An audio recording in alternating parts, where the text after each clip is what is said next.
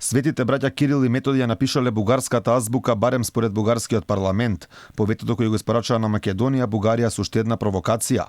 Изгласан предлогот за преименување на празникот кој досега се славеше на 24 мај како ден на бугарското образование, култура и словенско писмо во ден на светите браќа Кирил и Методи, за бугарската азбука, образование и наука и за словенската литература.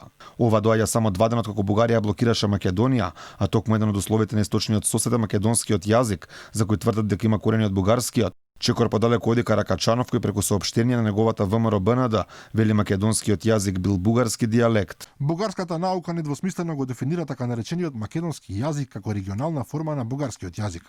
Тоа е позиција и на Институтот за бугарски јазик при Бугарската академија на науки.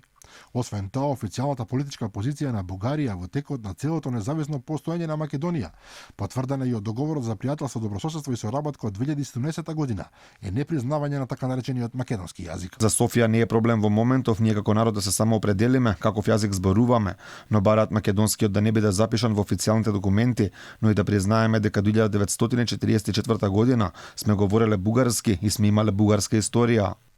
Историјата е општа, но треба да уточниме каква. Таа е општа, но е българската историја. До 1944 година историјата не е општа, но тя е част од българската историја. Додека власта молчи, гласот цело време го креваат македонските лингвисти. Одамна предупредуваат дека е потребно на хартија да се стават црвените линии околу македонскиот јазик. Време е да се направи македонистички конгрес, на кој ќе поканиме научници од целиот свет и особено да ги поканиме колегите од Република Бугарија. Ние научниците оперираме со факти, да видиме на крајот на пишата што е што. И конечно, ние лингвистите треба да ги зацртаме заеднички нашите црвени линии, кои вака изборуваме, меѓутоа да ги ставиме на карта. Одамна познати, не е лошо да ги ставиме на карта ако треба, за да се знае.